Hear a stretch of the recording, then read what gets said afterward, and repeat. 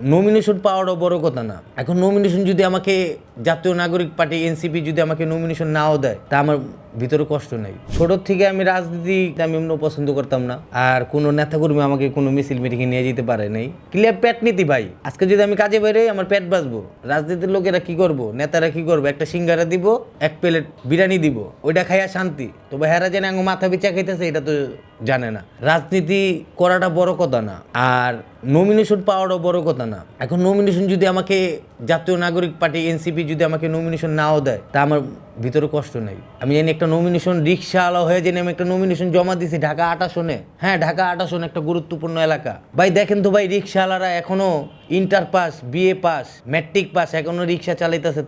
তারাও তো মেধাবী। তারা কেন একটা সরকারি চাকরি পাইলো না? এখনো তো তারা রিক্সা চালাইতেছে। তারা কি জন্য সরকারের তাদের বিষয়ে কথা বললো না? এই যে আপনার নির্বাচন করাটা বড় কথা না। দেশের মানুষের কি চাওয়া দরকার, দেশের মানুষের কি দরকার, এটা সংসদে উঠায় দেওয়া এটা বড় কথা। সংসদ কি চায়, আপনার কি লাগবে, আর জনগণ এমপিতে কি চায়, আমাদের এটা লাগবে।